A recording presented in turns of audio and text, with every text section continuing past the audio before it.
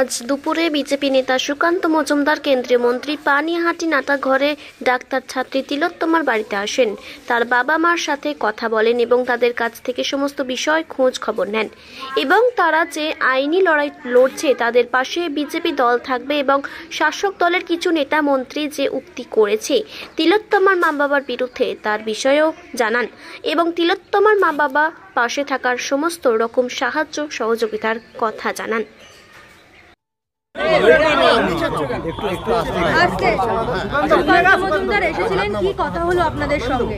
উনি আগে দুবার আসছেন, আমরা কিভাবে এগোবো, কিভাবে চলা উচিত সেই ব্যাপারেই আমাদের গাইডলাইন দিল। হ্যাঁ, একটা দিয়েছি, যেটা সিবিআই এর বিরুদ্ধে আমাদের যে অবজেকশনগুলো আছে সেগুলো বলেছি উনি যেন সিবিআই এর যে উপর মহলে সেটা পৌঁছে দেন। সিবিআই এর কোনো তদন্তকারী আধিকারিকদের বিরুদ্ধে আপনাদের বক্তব্য রয়েছে, তারা তদন্ত করছেন না বা? হ্যাঁ, সে তো প্রথম থেকে আমরা কিছুদিন ধরে বলেই আসছি এবং তার বিরুদ্ধেই আমরা হাইকোর্টে মামলা করেছি যে ওনারা কাজ ঠিক মতো করছেন না বলে। আচ্ছা, আরও তিনি বললেন যে তিনি আজকে আপনি বলেছেন যে সঞ্জীব বাবু টাকা অফার করেছিলেন যখন। হ্যাঁ, সে তো 9 তারিখ সঞ্জীবই ডেকে নিয়েছিল ডিসি নর্থকে, আমাদের দোতলায় নিয়ে গেছিল উঠিয়ে। পুলিশ অফিসারকে উনি ডেকে এনেছিলেন? মাথার উপর দিয়ে কি করেছিলেন? হ্যাঁ, কি করেছিলেন? ডিসি নর্থকে ডেকে নিয়েছিল টাকা দেওয়ার জন্য, আমাদের টাকা দেওয়ার জন্য, আমাকে টাকা দেওয়ার জন্য। সেখানে কত টাকা ছিল বা একটা টাকার প্যাকেট আমাদের দিচ্ছিলেন। আমি জিজ্ঞেস করলাম একটা প্যাকেট দিচ্ছিলেন, আমি বললাম কী আছে, বলে টাকা আছে, আপনি রাখুন, আপনার কাজে ঢুকে যাচ্ছে। আমি ওনাকে বলেছি আপনার আইপিএস লেভেলটা অর্জন করতে যত কষ্ট করেছে তার থেকে অনেক বেশি কষ্ট করে আমার মেয়েটা আজকে এখানে এসেছিল, আমার মেয়েটা আজকে হত্যা খুন হয়েছে, সুতরাং আপনি এই জিনিসটা করবেন না। অনেকক্ষণ তাও দাঁড়িয়েছিলেন, তারপরে আমি চলে গেছি। হ্যাঁ, এই সমস্ত কথাই হলো আর কি। এবং ভবিষ্যতে কিভাবে একটা চিঠি দিয়েছেন বলছে সুকান্ত বাবু। হ্যাঁ, ওই তো সিবিআই এর এগেইনস্টে একটা উপর মহলে জানানোর জন্য একটা চিঠি।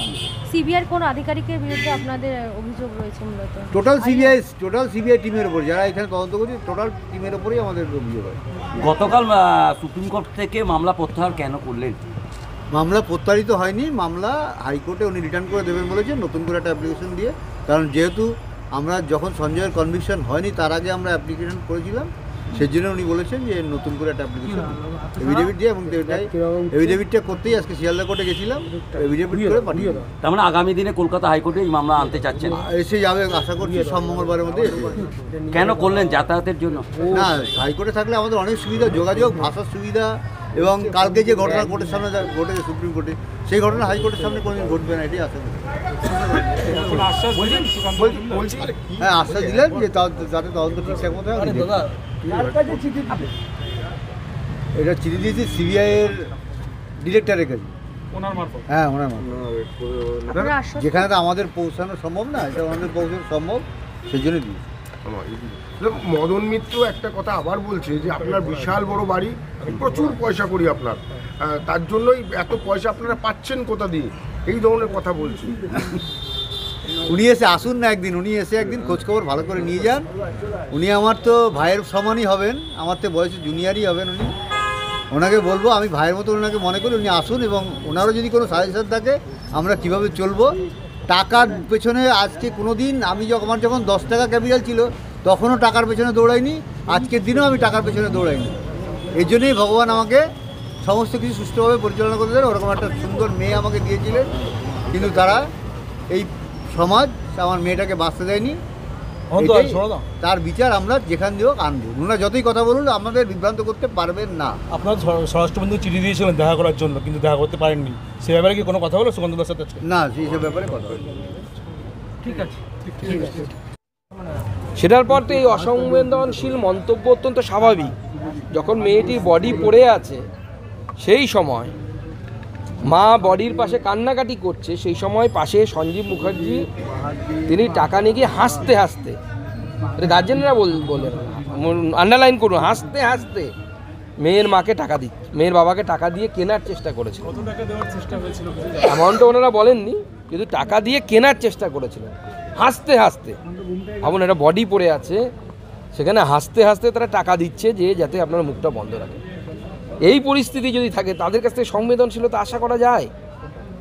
একটা মেয়ের বডি পড়ে আছে এবং একজন এত শিক্ষিত একজন মেয়ে যে এত কষ্ট করে এত মানে সেদিক থেকে লোয়ার মিডিল ক্লাস ফ্যামিলি থেকে টালির বাড়ি থেকে ওনারা লড়াই শুরু করেছেন। আজকে অনেক কথাই বলেন, আমি দীর্ঘক্ষণ ওনাদের সাথে ছিলাম, মানে এই লড়াই করে এই জায়গায় পৌঁছেছিল মেয়েটি। এবং এত ভালো 10 জন পেশেন্ট দেখলে পরে 5 জনকে ফ্রিতে দেখতেন, এই ধরনের একজন ডাক্তারবাবুকে আমরা হারালাম। আমাদের জন্য দুর্ভাগ্য, বাঙালির জন্য লজ্জার, বাংলার জন্য লজ্জার বলে আমার মনে হচ্ছে এই মুহূর্তে। এবং এর পেছনে আমাদের বিশ্বাস, পরিবারেরও বিশ্বাস, এবং আমিও ব্যক্তিগতভাবে মনে করি যে লার্জার কনস্পিরেসি আছে। নিশ্চয়ই মেয়েটি ওষুধ জালিয়াতি সম্পর্কে বা ওষুধ চোরা পাচার সম্পর্কে কিছু জানতে পেরে গেছিলো, কারণ চেস্ট মেডিসিনের এক একটি অ্যান্টিবায়োটিক অনেক দামি দামি ওষুধ হয়, 6,000-7,000 টাকা করে দামি ওষুধ হয়। নিশ্চয়ই এমন কিছু জানতে পেরে গেছিলো, যেই জন্য তার মুখটা বন্ধ করা অত্যন্ত প্রয়োজন ছিল। এবং এক্ষেত্রে হসপিটালের আরও চেস্ট মেডিসিনের অন্যান্য ডাক্তারবাবুরাও হয়তো যুক্ত থাকতে পারে, কারণ ওনাদের ওই আমাদের নির্ভয়ার উপরে যে ভিপি তাকে বলেন আর কি, তিনি যে ধরনের মন্তব্য করছেন বা কোর্টের সামনে বলেছেন, তিনি নিজেই 12টা বা 2টোর পর কেউ কোনো ডাক্তার, সিনিয়র ডাক্তার থাকে না, অথচ তিনি বলছেন 4টে থেকে 8টে নাকি মেয়েটি কোথায় ছিল আমরা জানি না, অথচ সেই সময় গার্জেনের সাথে কথা হয়েছে, মেয়েটি হসপিটালে ছিল, আরজি ঘরের মধ্যে ছিল। বিরাট একটা চক্র চলছে পুরো বিষয়টিকে ধামাচাপা দেওয়ার জন্য। আর এখানকার বিধায়ক তো ধামাচাপা এক্সপার্ট হয়ে গেছে। রিসেন্টলি শুনলাম এখানে কোনো একটা কেস ঘটেছে, আপনারা ডিটেলসে বলতে পারবেন। হ্যাঁ, অমরাবতী মাঠ বিক্রি, হ্যাঁ ও অমরাবতী, ওখানে সেটাকেও ধামাচাপা দেওয়ার জন্য এই ঘোষবাবুকে কাজে লাগানো হয়েছে।